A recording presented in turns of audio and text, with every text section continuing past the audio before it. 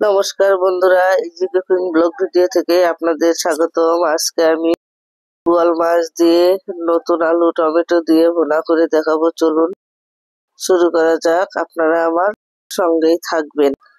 আমি এখানে একটি বোয়াল মাছ 6 টুকরো করে কেটে নিয়েছি। মাছগুলো ভালো করে ধুয়ে পরিষ্কার করে নিয়েছি। তাতে দিয়ে দেব লবণ, দিয়ে দেব হলুদ গুঁড়ো, আর দিয়ে দেবো একটুখানি মরিচ গুঁড়ো। দিয়ে মাছটাকে ভালোভাবে মেখে নেব। হাত দিয়ে ভালোভাবে মেখে মাছটাকে ভেজে নেব। এখন চুলায় কড়াই বসিয়ে দিয়েছি। কড়াইয়ে তেল দিয়ে দিলাম। তেলটা গরম হয়ে গিয়েছে। আমি একে একে মাছগুলো দিয়ে দিলাম। দিয়ে মাছগুলো ভালোভাবে 2 পাশ উল্টিয়ে ভেজে নেব। বন্ধুরা, আপনারা জানেন এখন শীতকাল, নতুন নতুন সবজি, যে কোনো সবজি খেতে এখন ভালো লাগবে। শীতের সময়, নতুন আলুর সময়, এখন নতুন আলু দিয়ে টমেটো দিয়ে রান্না করলে অনেক দেখতেও ভালো লাগে, খেতেও অনেক ভালো লাগে। আর নতুন আলু কে না খেতে চায়, সবাই নতুন আলু ভালোবাসে। মাছগুলো আমার ভাজা হয়ে গিয়েছে। মাছগুলো আমি এখন তুলে নিলাম। বন্ধুরা, আপনারা চাইলে মাছ কষিয়েও রান্না করে নিতে পারেন। ওই তেলেই দিয়ে দিলাম জিরে, গোলমরিচ ও 2 টুকরো দারচিনি। জিরেগুলো গন্ধ বেরোনো পর্যন্ত একটু ভেজে নিলাম। দিয়ে দিলাম আলু। নতুন আলুগুলো আমি 2 টুকরো করে কেটে নিয়েছি। দিয়ে দিলাম। দিয়ে নতুন আলুটা সামান্য একটু ভেজে নিব। তবে নতুন আলু না ভাজলেও চলে, আমি একটু ভেজে নিলাম। দিয়ে দিলাম লবণ, দিয়ে দিলাম হলুদ গুঁড়ো, দিয়ে আলুটাকে হালকা হাতে নেড়ে চেড়ে ভেজে নিব। বন্ধুরা, আপনারা যারা নতুন বন্ধু আছেন অবশ্যই বেল বাটন অন করে রাখবেন, যাতে আমার ভিডিওগুলো অতি সহজেই দেখতে পান।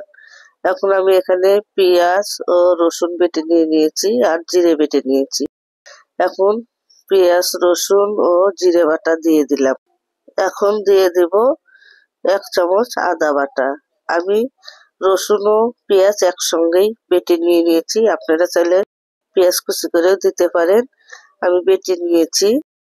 বন্ধুরা, পেঁয়াজ রসুনের কাঁচা গন্ধ যাওয়া পর্যন্ত আমি ভালোভাবে ভেজে নিলাম।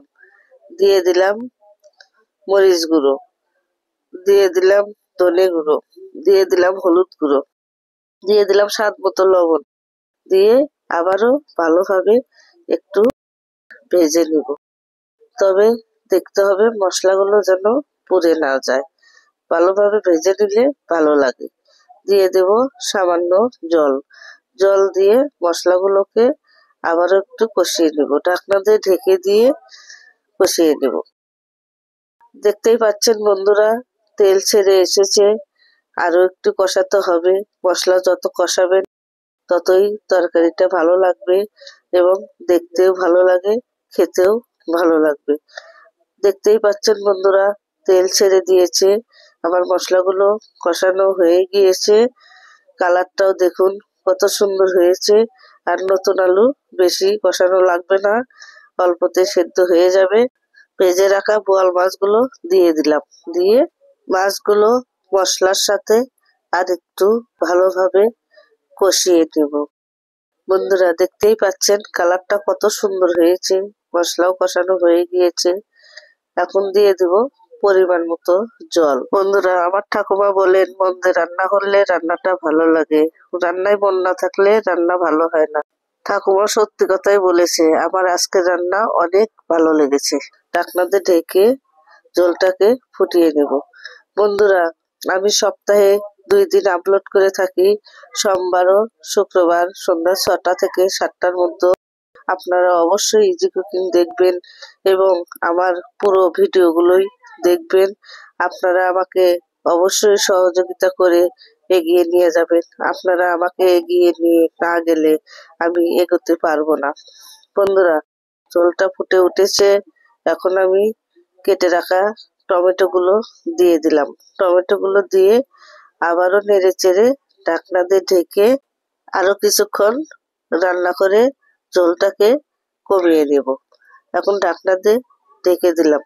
বন্ধুরা, আপনারা আমাকে আত্মীয় বা স্বজন মনে করিয়ে অবশ্যই সাবস্ক্রাইব করে দিবেন, আর যারা এখনো সাবস্ক্রাইব করেন নাই অবশ্যই সাবস্ক্রাইব করে দিবেন।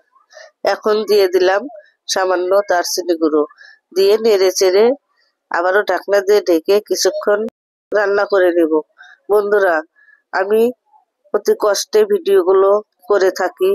যারা ভিডিও বানায় তারা অবশ্যই জানে ভিডিওগুলো করতে অনেক কষ্ট হয়, সময় লাগে। আপনারা অবশ্যই একটা সাবস্ক্রাইব করে দিবেন, আপনাদের প্রতি অনুরোধ রইল।